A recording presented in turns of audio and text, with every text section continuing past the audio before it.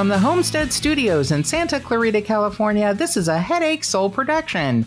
Welcome to Just the Tip-Sters, America's favorite true crime podcast. I'm your host, Melissa Morgan. With me today is my handsome and talented co-host, Joshua Alexa Bevan. Alexa. He thinks he knows everything. Yeah. And he is wrong. But he thinks it. Listen, I haven't been proven wrong yet. Earlier today you were, my friend. I think you have a short memory. That's all. I can't remember a time. Let's go back 5 minutes ago. Right? Oh, Lord. Okay. Well, you just keep telling yourself that. Oh, holy cow. All right. So we have a jam-packed episode. We have a cold case from North Carolina that was sent to us by tipster Debbie. And at first I thought there was going to be not enough to talk about, but I did some deep dive digging and boy, it's an interesting one. And I've talked to some of the Greenville County Sheriff's Department officers who have been really terrific. Oh, but sweet. Yeah. So a couple of, just things up front. I want to say thank you to Booty from Cincinnati for her review. She said she's going to be sending me Skyline because she does not like Gold Star. So now Booty is dead to me, even though she has sent me a 5-star review. So I don't want your goddamn Skyline. 5-star review is Skyline. This is Chili. Chili. Okay. Yeah. Okay. Gold Star is my jam. Gold Star versus Skyline. Yes, that's the battle. Okay. Yeah. And I fear that my Gold Star loses quite often, but you know what? It's delicious to me, and Skyline can, suck a bag of dicks. Okay, and I've only seen it as like a can on your countertop. Okay, it's always canned chili. It's okay. There's you can go get it fresh. Yes. Oh, yeah. They have many outlets in Northern Kentucky, Cincinnati, probably Indiana. And Skyline is like the Cincinnati Skyline, named after. One of them uses chocolate. One of them uses cinnamon. In the chili. And I don't know which one, but I can just tell you Gold Star is my boyfriend. Okay. Yeah. Gold Star is my boyfriend. And you go, so it's like a fast food spot and you go. Yeah. I mean, they have like tables you can sit down, but it's not like something you would be like, oh, I can't wait to go to the ambiance of Gold Star or Skyline. Oh, like a Big Boy. Yeah. Actually, probably one rung below Big Boy. But it's more like plastic, tables and benches for 4. Okay. Whereas, Big Boy occasionally has like a padded, shit. Okay. Yeah. But like that, yes. Okay. It's a little lower. It's not as bad as say like it's on par with fast food restaurants, but yeah, it's a different product. Okay. And you go, not all of them have drive-thrus either. And you only get a bowl of chili? Or No. You get a chili dog or something? Okay. So conies are called, it's like a little mini hot dog with chili on top with onions, mustard, and cheese. Got it. I get a chili cheese sandwich because I'm not a huge baby hot dog fan. I like the big hot dogs. Just kidding. Like a grilled cheese with chili in it? Is that what we're... No. It's a hot dog bun with cheese first and then chili and then more cheese, mustard, and onions. And then more cheese. Yes. Okay. I get chili cheese sandwiches with extra cheese. It's just basically a bunch of very finely shredded cheddar on top of chili with onions and mustard on a piece of bread. Nice. It's a hot dog bun. Okay. Yeah, I'm just not a fan of the little you eat weenies. it like a hot dog. Yes. Yeah, I got it. Yes, I do. I'll show you a picture after we get done recording where it was about, early in the morning when I arrived. I think it was February of 2022. And instead of going to White Castle, I went to Gold Star instead. Okay. Yeah, usually it would be White Castle that I would, as soon as I land. But yeah, I went to Gold Star first. Nice. Yeah. So thanks, Booty, for the review. Thank you, Booty. Appreciate you. Very kind words, said, research is top notch and that my voice is like butter. So I thought that was really sweet. Could be more like margarine depending on the day, but I love the fact that I have fooled her into thinking it's actual real butter. So I can't believe thanks. It's not. Yeah, I can't believe it's not Melissa. So thank you, Booty. If you are enjoying this content, please consider giving us a rating or review on Apple Podcasts or wherever you cast your pods. We would really appreciate that. The recent reviews have been very helpful. It's just that, it's going to take a little bit to come back up to where we were because of the, petulant, sad little creature. Yeah, right. Yeah, it's totally fine.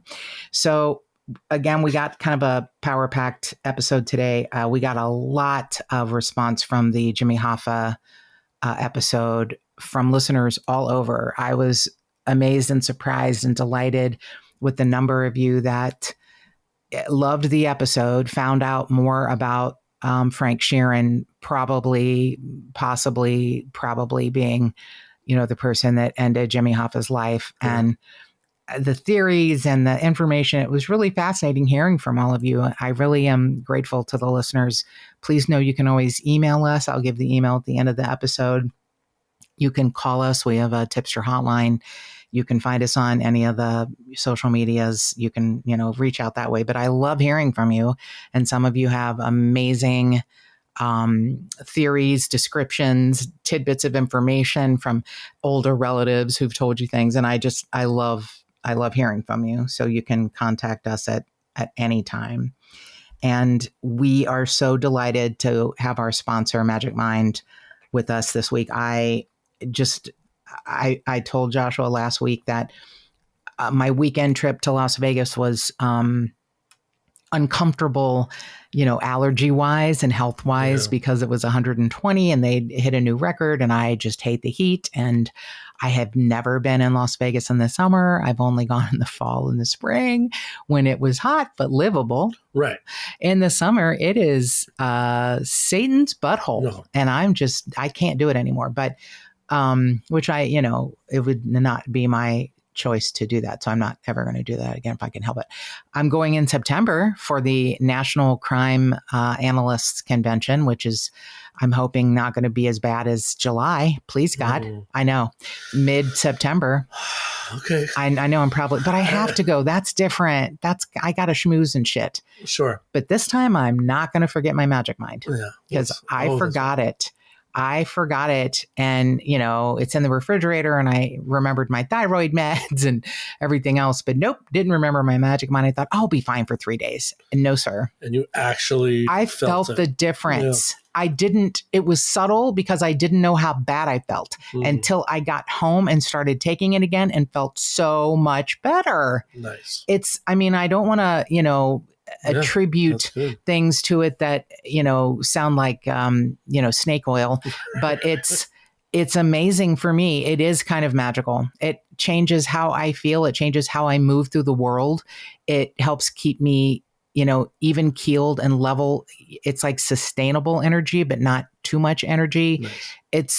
It's filled with all kinds of good stuff, for cognition, for to give you some energy, but not too much, but also to help you stress less. It's got ashwagandha and turmeric and your whole day's supply of vitamin C and D3 that you need. It's just, I'm really kind of in love with it. And it's in a 2-ounce elixir. You could, mix it in with other things. I like to take mine straight like a shot. And then with my Mountain Dew Kickstart, I just feel like my day has not begun until I do it. It's been probably 6 weeks now, and it's definitely a part of my routine, and I'm just not ever going to stop it.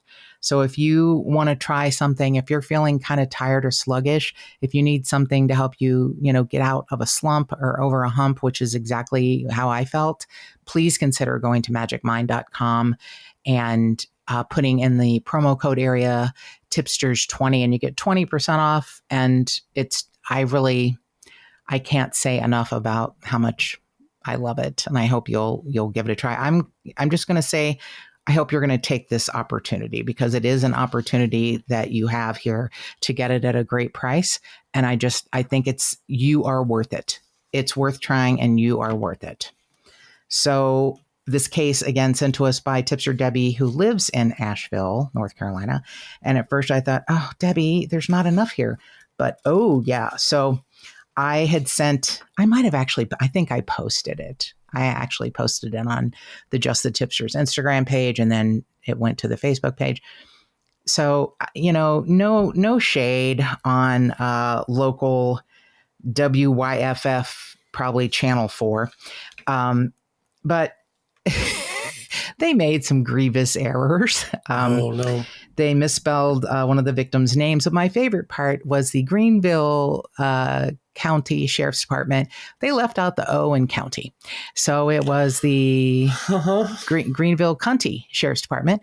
And so I laughed for a really long time. I sent it to Joshua and then I posted it and I was like, I'm not expecting this to go well when I call these cunty people.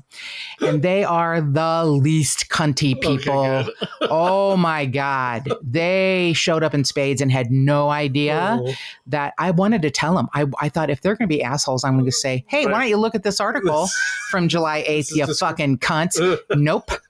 They are sweet as sugar and helpful. And I'm actually still waiting on a call from a third person, but the two I talked to, I really have to shout out Lieutenant Ryan Flood and Deputy Jeremy Holt. And they are terrific men. They are, accessible. Lieutenant Flood answers his own phone. He's like, this is Ryan. And I'm like, well, hello, Lieutenant. Hi. It was not expecting to get him. And then I'd left a message for the Deputy Jeremy Holt, who is the PIO, the Public Information Officer. And it took him about 3 minutes to call me back. And it says Greenville, South Carolina. And I, pick up the phone and I go, what took you so long? And he started laughing. He goes, I know, right? And they're just the sweetest people. So I had long conversations with both, and I am grateful I got that. And they are asking for help, which is why I called. And I told them, look, I prefer to ask for permission as opposed to forgiveness. I start with either law enforcement or family members. Yeah. And if I can't get a hold of either, then I do what I fucking want because it's fair use. I could do what I want anyway. Absolutely. So many podcasts don't, make the calls. So I make the calls, but I don't always, get a hold of someone or get a call back. So they want me to hear from an investigator, an actual detective. And this is a, almost 50-year-old cold case. Okay. It's 1978. So it's 46 years. And, they actually came out at the beginning of July of this year asking for help. They make a plea on their social media. They have a press conference. And, it's been a long time since Donna McCracken and David Clemishaw were found, deceased on July 11th of 1978. Donna was 22. David was 28. They are both from Ashville. Items around them that they owned were found in different areas, which we're going to get to, even across the state line into North Carolina. And when I found this article on newspapers.com from 2023, there have been investigators on this case who are dedicated as fuck. And I think the new regime of younger guys are asking for help because they need it. And I appreciate a law enforcement agency that is open to, they're begging for it. Yeah. They're begging for help. So Donna McCracken and David Clemishaw, Clemishaw, had lived together, and they were going to a festival, which we'll get to in the older article. It names it. And their bodies were found a couple of days later after Donna's mother reported her missing. And they were found, in North Carolina. Okay. Now, the original report said the cause of death was strangulation. That's only true of David. Donna was suffocated. Oh, okay. No sign of a sexual assault. Mm-hmm. It's an odd case. They were, I guess, blindfolded. Okay. With sleeves from a country western shirt. Okay.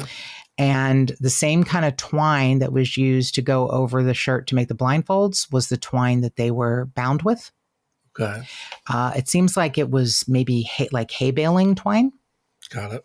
Which is tough to break apart. You can't, if you get bound with that, you can't really break that apart unless you have an instrument to help you. So this was released by Deputy Jeremy Holt, the public information officer of the Greenville County Sheriff's Office. Because it's such an old case, some of the individuals who were involved may no longer be with us. It makes our job a little harder for investigators to track down additional leads. So that's why we ask the community to come to us with anything they think is relevant. And they mean anything because I will tell you in my talk with Deputy Holt, I said, is there anything that could possibly be tested now, all these years later? Sure. And he said, I don't want to speak to that because I don't want to be wrong. And I'll tell you, I found in this older newspaper article, they are probably at a loss, but I mentioned to him Othram Inc. Right. And I said, I bet your investigators know about this, but if they don't, you're going to look like a king if you bring it to them. And he said, oh, thank you. And I could hear him like scribble, scribble. He was writing it down as I'm talking. Good. So I said, this is something for you to keep in your back pocket if you are working on these cold cases. And he said, I am. Right. So it's interesting people who pick up an old file and want to help on a cold case because in my mind, they're the best of the best. It's the thing where you remove your ego, your, chances of getting a win may not be, top of mind because it's an old case. If you can do something to bring light to it or find another piece of information or somebody comes to you with a piece of information, you're kind of lucky. Right. It's not like investigating a fresh case where you got a lot of stuff in front of you. No. A lot of options, a lot of help, and you're trying to get something done under the gun. Mm-hmm. This is the long form. Sure. And I have such respect for cold case detectives. I really do. So this young man and Deputy Holt sounded pretty young. And from the picture online, Lieutenant Flood seems pretty young too, but not too, he's a little more seasoned. Okay. But I think they sound like a good team. And they both have a great sense of humor. Cool. And are open and kind and informative and professional and not the least bit cunty.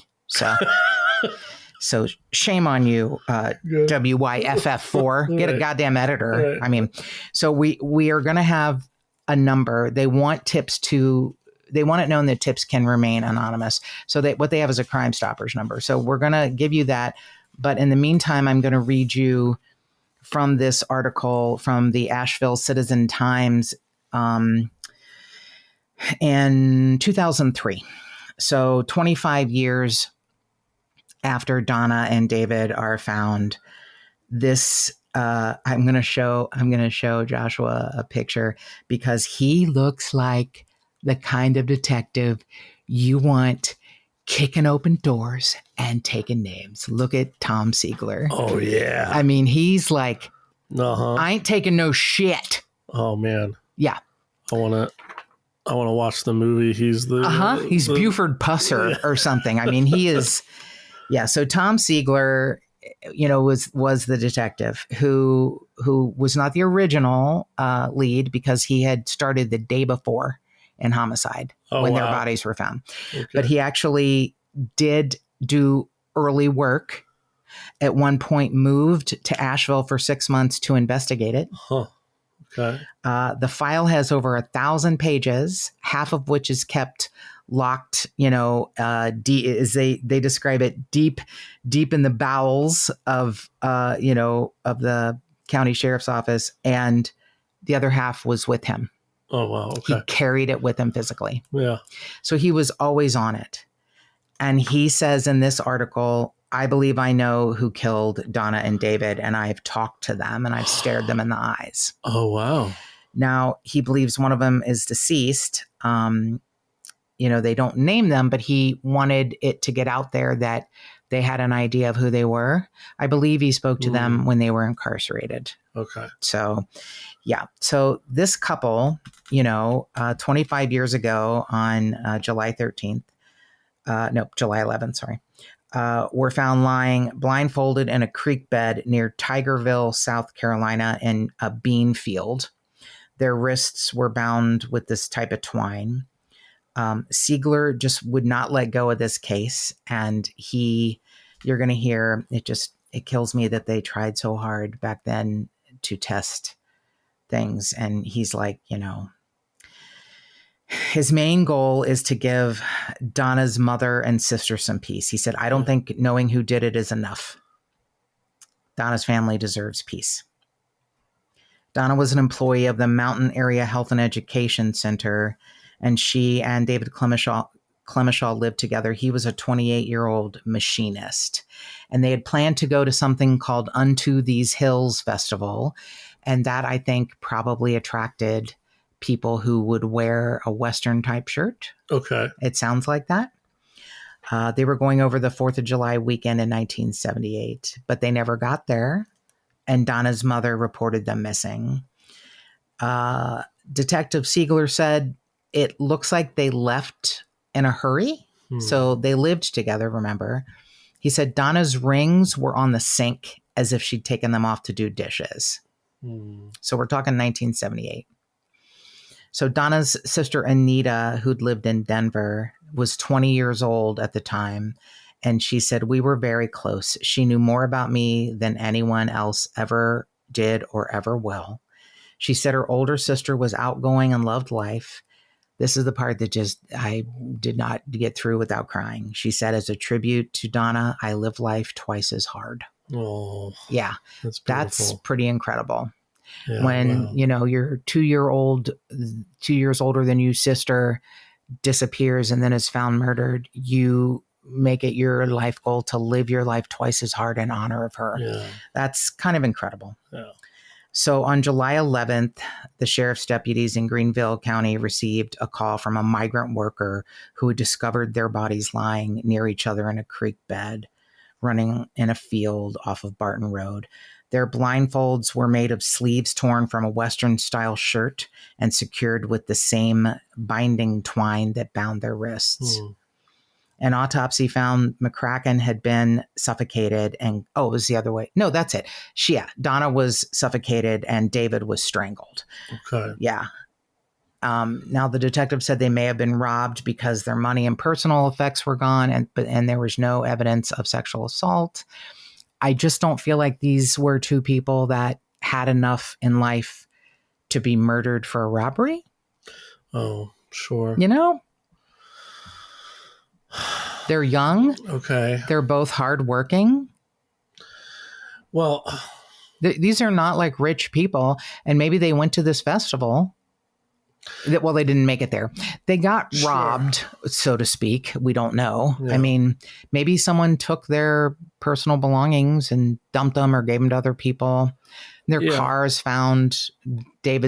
is found across the border in North Carolina.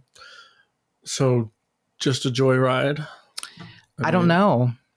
Good question. Is there... Do you murder somebody for a joyride? Well... What's interesting is a lot in this case. There were no drag marks on their shoes. There's no tire tracks near where they were found.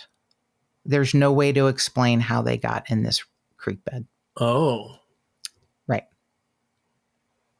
Huh. So in 25 years, Investigator Siegler said they had the evidence processed 3 times and came up with nothing. He said, now here's where I'm hoping I can disagree with him, and I'm hoping things all these years later, almost 50 years later now, maybe there'll be something. Right.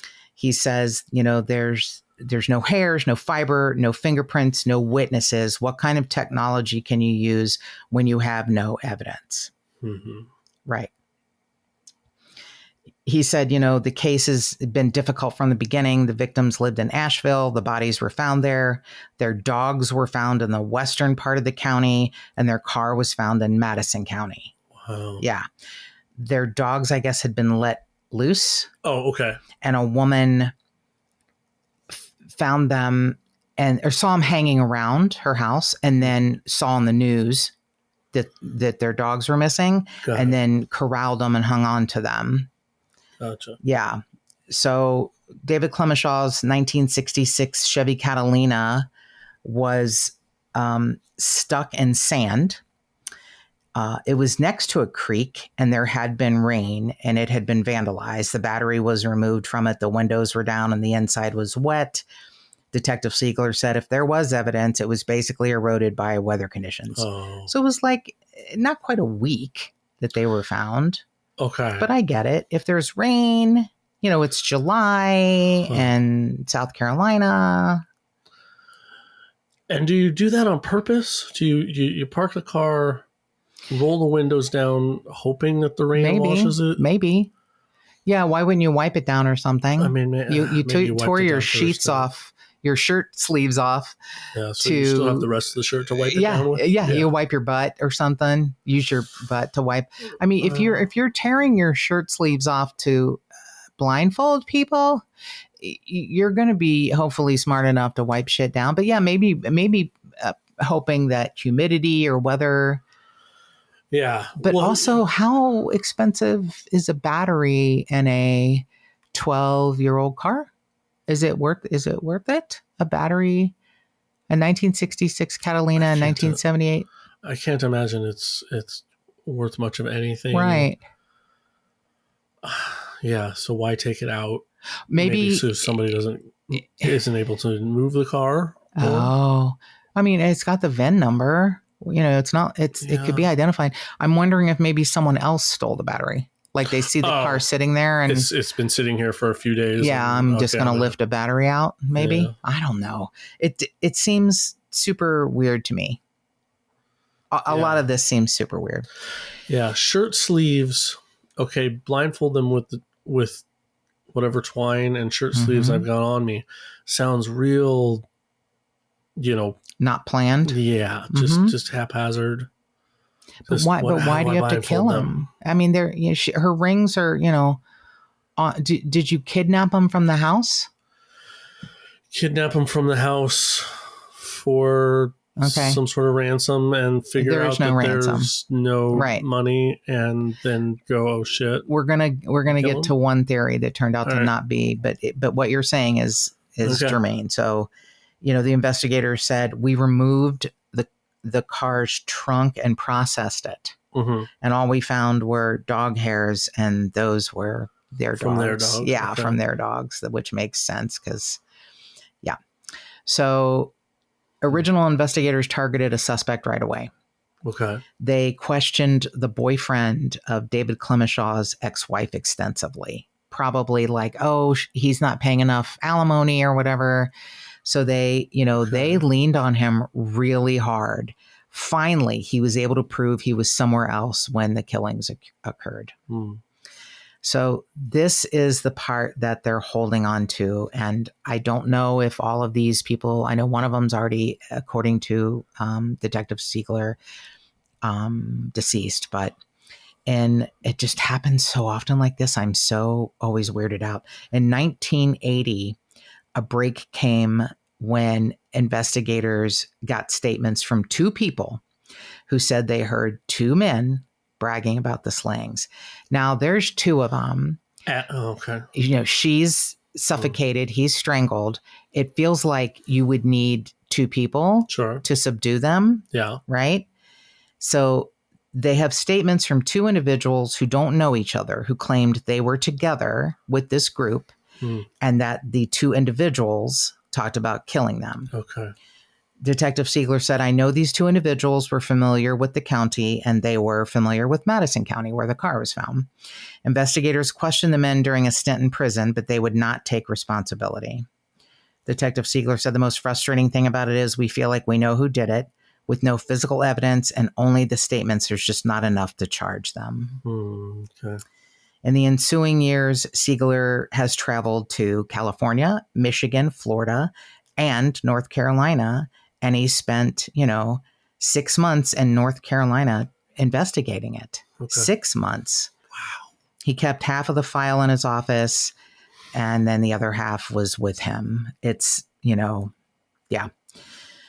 It's, he is the kind of person that you want on your case. Yeah, that's dedication for sure. Even if it's a cold case. For sure. He also heads the Office of Professional Standards and the Sheriff's Office Internal Affairs Division. Wow. Yeah. This guy's kind of a slacker, huh? Yeah, total slacker. And this lovely reporter said he has the gruffness and no nonsense demeanor of someone who polices the police. Yes. Yeah. Yes. Though initially he was not the lead investigator on the case, he is the only one now.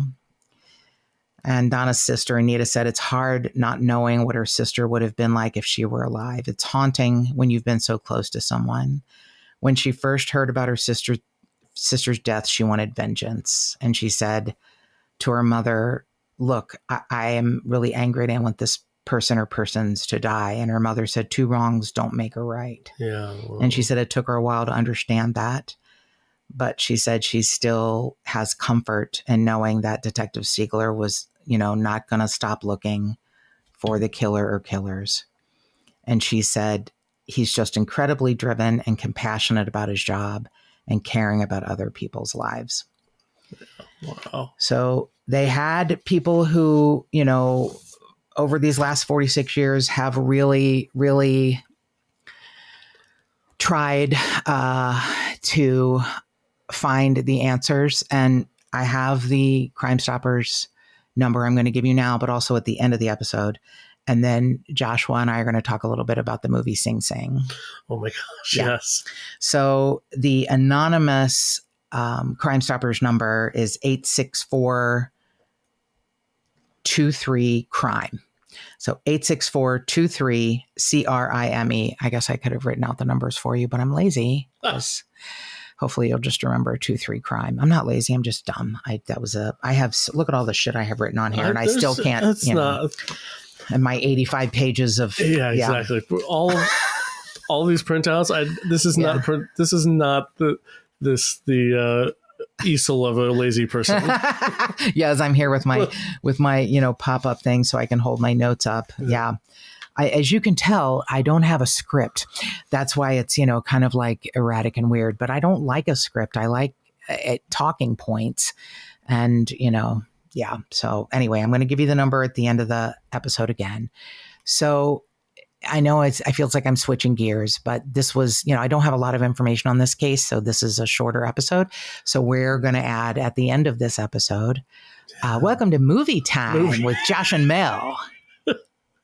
Right. We got to have drops. We got to have drops. Oh my God. It's definitely a morning zoo type show. A Vuvuzela. You got the cowbell behind you, right? Oh yeah, here we go.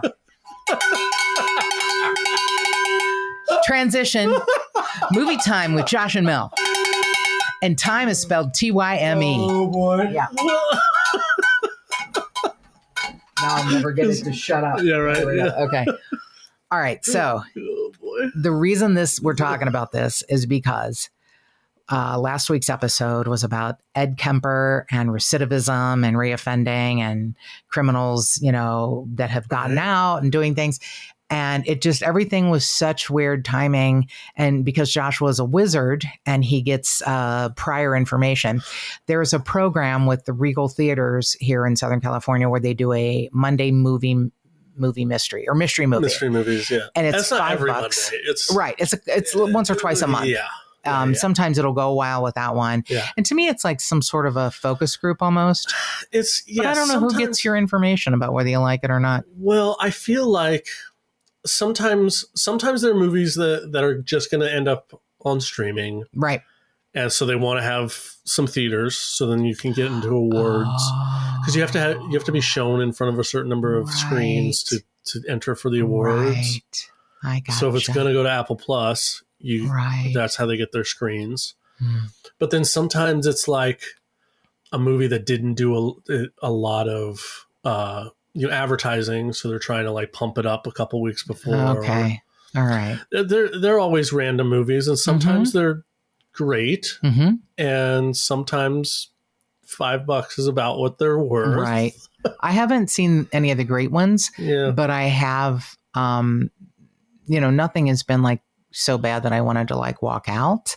It's just been like, this is fine. Oh, okay. Yeah. It's like, this is fine. It's got some fun elements, but I don't really care. They let you know if it's like PG or R rated, because you can, some of them you can bring the kids.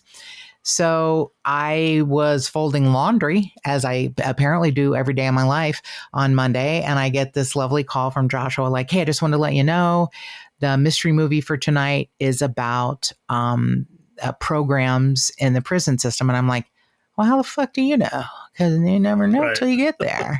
But Joshua's magical and he found out. And I was like, well, you know what? It's 40 minutes before and I'm going to fucking go. So I intimated to Joshua that I had to put pants on because it's hot and I'm walking around in a shirt and underwear because it's fucking hot here. It's over 100 for a week. It's going to be over 100 for the next week. And it's crazy. Unusually humid here, which is not humid typically, but yeah, it's unusually humid. Mm-hmm. It's been monstrous. But whatever that is, I know it's half of what 40% humidity or something. 35. Other people are laughing at us. Yes, because it's 35% humidity. It's typically in the single digits. Right. But yeah. So anyway, it's been ugly. So I sometimes don't wear pants in the house. No one's going to see me except for Siren, and she doesn't judge me. I don't judge you either. Thank you. So I was like, well, now I got to put pants on. Joshua, thank you. But I drug my ass to the theater, and I'm so glad I did. Right. And I think I sent a text to Joshua, and basically the one or two sentences he said, right? Yeah. Because we agreed. Yeah. It's a good film. It's not a great film. Exactly. I mean, yeah. But, you tell me what you think, because your way of describing cinema is always so poetic to me. So what I didn't know going in is I knew that it was about a particular program of like a theater program inside Sing Sing. Yeah, I was going to say, by the way, it's entitled Sing Sing. Sing Sing, the actual prison inside Sing Sing, where they do, these inmates, they do Shakespeare plays and they do these other plays and they learn acting and all those skills to get in touch with their emotions and to get, express different things and all of that. And I was like, oh, that's cool. What I didn't realize until, I'm kind of dumb. It took me probably 20, 25 minutes to realize, oh, all of these actors are the actors. This entire film is made inside Sing Sing.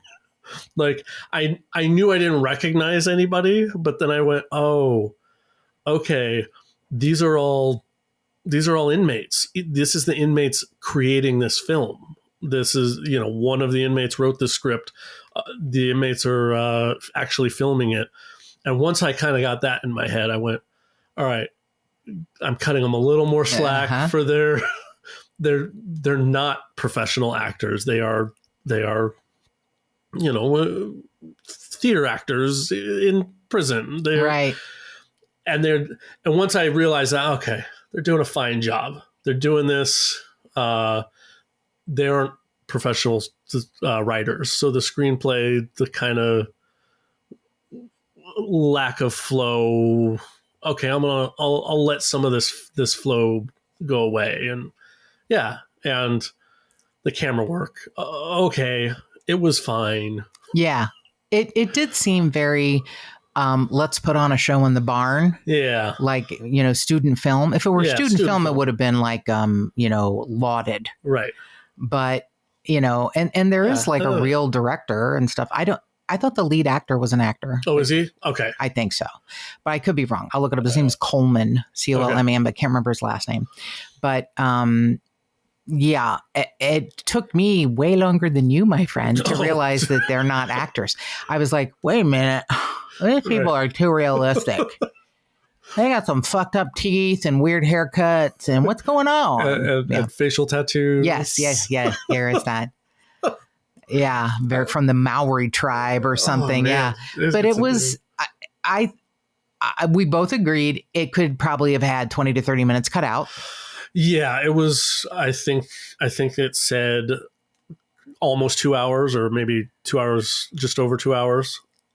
I'd say 90 minutes, 95 minutes would easily have been perfect. Yes. Yeah. I thought there could have been a lot cut out, and yet the story would have still moved forward. Totally. I appreciate what you said, like the writing, the directing, the flow, and that you gave them some leeway because these are not filmmakers. Yeah.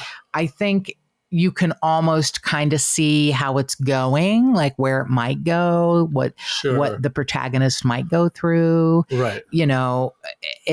But to me, the thing that made it so beautiful, what you said was that, they join these programs to learn how to deal with their emotions and you get that kind of stuff out. And I thought what you learned was brotherhood. Not that you don't already have that. It's a brotherhood in prison. That's what I've always heard.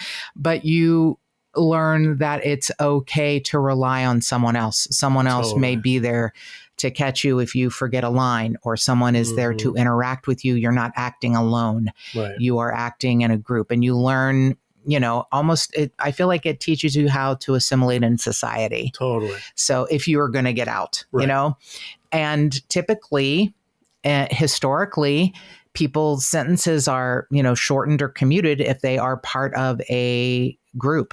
Okay. If they can show that they can live amongst others without shivving them with their toothbrush they've sharpened, you know? Yeah. And there was even a scene early on with the main lead who was very strong in creating this group, and then kind of the newcomer who was more gangbangery, and they have a little scene where he says, "Hey, I noticed you're carrying this shiv in your waistband. Yeah, knife in your waistband. Can you please not, because it's going to give us a bad it might get the whole thing shut down." Yeah, and of course that wasn't taken very well right away. And then, there's character arcs that happen. And I thought, okay, there was perfect, there was definitely a lot of show us, don't tell us elements that worked really well. That's a great way to put it. Like that moment of, hey, I'm trying to be brotherhood. Mm-hmm. And he even, I think it was that particular scene. That was one of the things that I liked, and I don't know how true this is, but he used the N-word. They used the N-word. He used the new kid used the N-word and he says, "Yeah, we don't use that word here. We say beloved." Mm-hmm. And that, every time it hit from then on, because they didn't hit it overly. I think they didn't. You're right. It was maybe 5 or 6 times. Mm-hmm. It was, "Hey, listen, beloved," and that brotherhood element really shone through. Because in the moments that the new kid did say, "Hey, I really appreciate you, beloved," and it's like, oh yeah, that hits. I think that's the most powerful scene in the film. Yeah. Because it had pathos and tension. I mean, the newcomer could have got his knife out of his waistband and right then. Yeah. And, he backed down and calmed down. Yeah. And the lead actor wasn't going to back down. Right.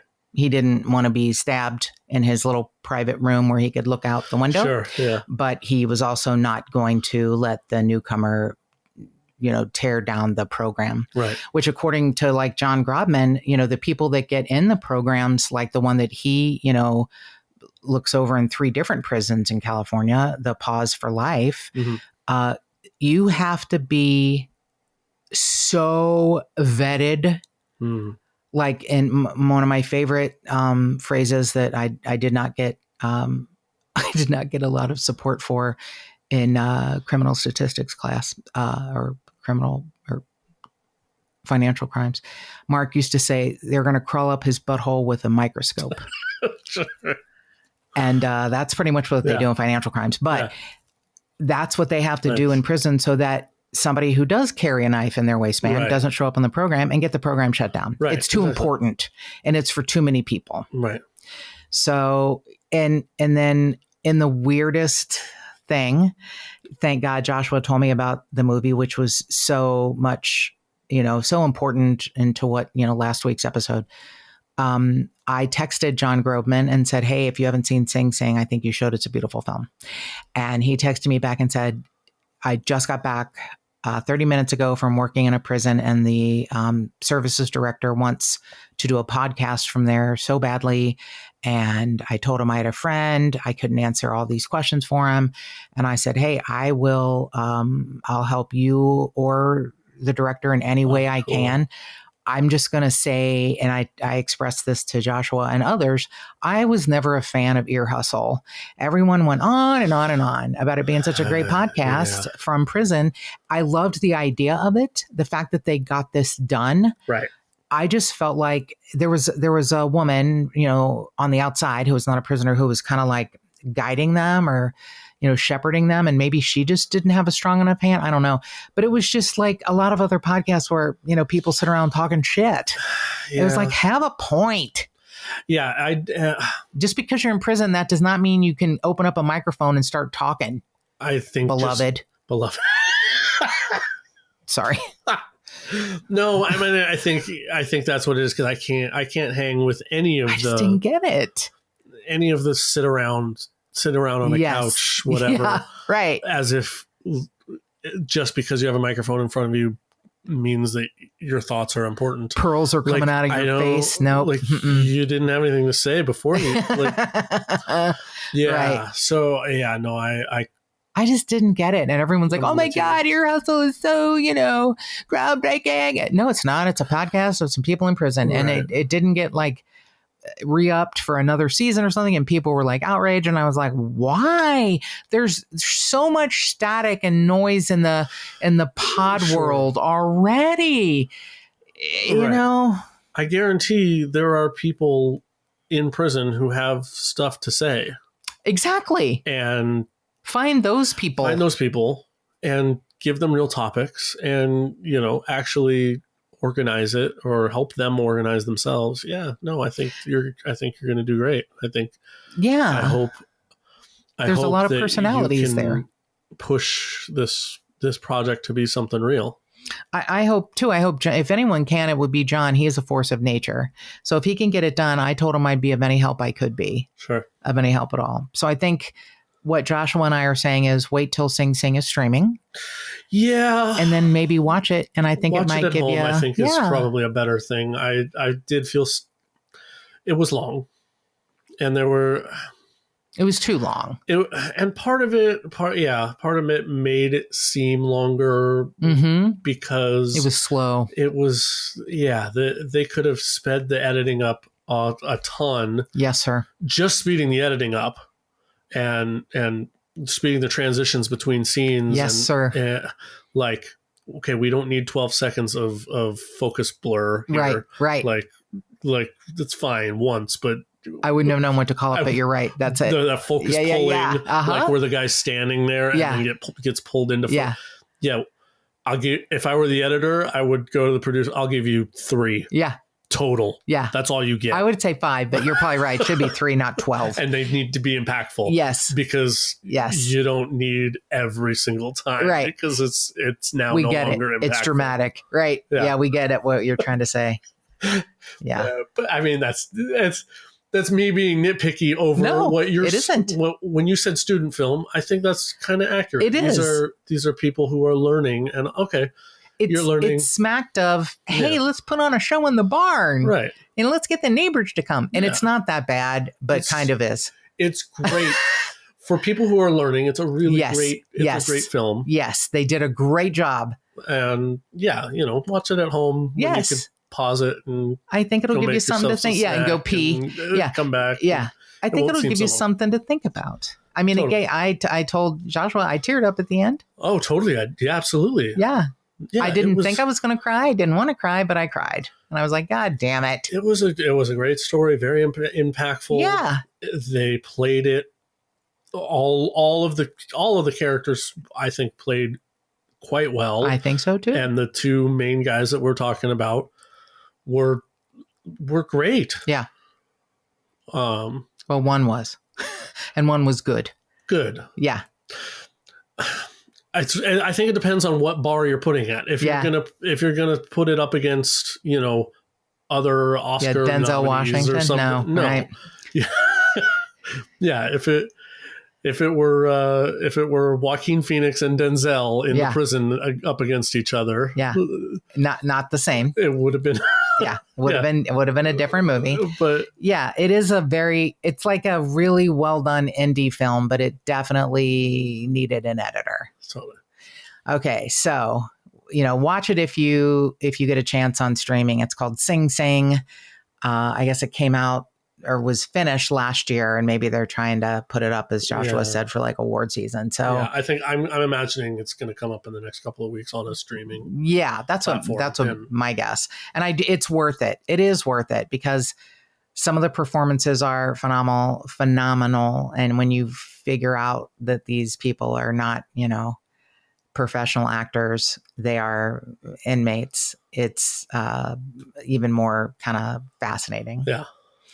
So the last thing I wanted to say is the new season of Homicide, Los Angeles, came out the 16th, I think, of July.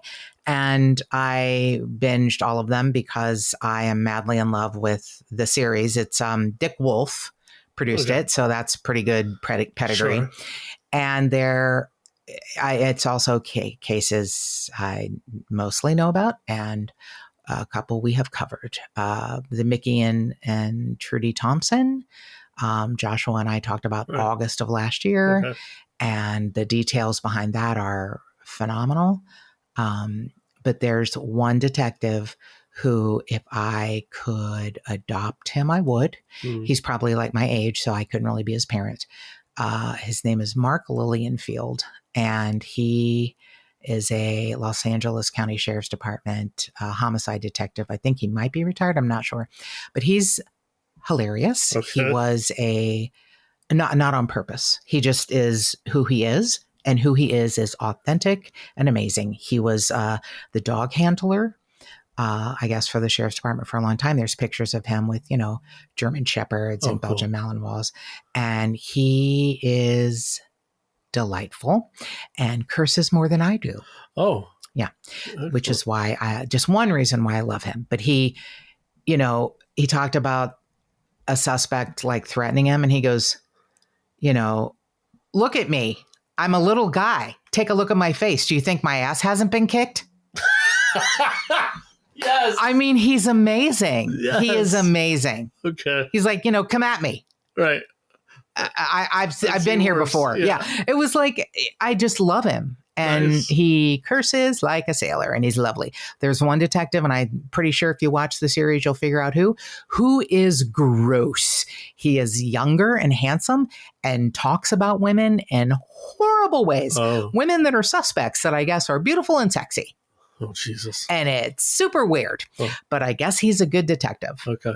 Because other detectives vouch for him and go, as brash as he might be, he, it's like, okay. But Mark Lillienfield, if you don't like him, we can't talk anymore because he's my new boyfriend. Okay. And I actually sent a message to Rich Lopez, Detective Rich Lopez, which I have not heard back from. I was like, hey, I got a big crush on Mark Lillienfield. Just wanted to let you know. Oh, nice. Yeah. So I don't know if he would ever come on the podcast. I don't know if he is retired now, or I guess I should pay better attention, but I would talk to him about anything. Just to hear, yes, my chin is on my folded hands, like, go on, kicking in the air. Yes, on my unicorn pillow. Go on, detective. He puts together a string of curse words that would make Yosemite Sam blush. Oh my gosh, that's he awesome. Is a poet. And he inserts them in places you don't expect, and then in places you do. But he is, anyway, if you get a chance to watch, it's on Netflix. It's called Homicide Los Angeles. They have New York. New York was really well done. But this season was bravo in my mind. So just as a reminder, I want you to know that if you have any information on Donna McCracken and David Clemishaw's murders, if someone said something to you, if someone took credit, if someone said something and you think you shouldn't talk about it, please know they have said to me, we have the challenge of time that has taken us, where we are today, we really want to educate, the community. If you know something, you might think it's little and it's not. Please call us. They really want you to call. And this number is anonymous, 864-23-CRIME. It's the Crime Stoppers number in Asheville, North Carolina. And if you want to give us a call, please feel free at 832-TIPSTER. That's 832-847-7837. You can always email us at jttipsters@gmail.com. You can find us on any of the social media platforms. We love hearing from you, and some of your messages this week have been just phenomenal. I really appreciate you. And more cowbell.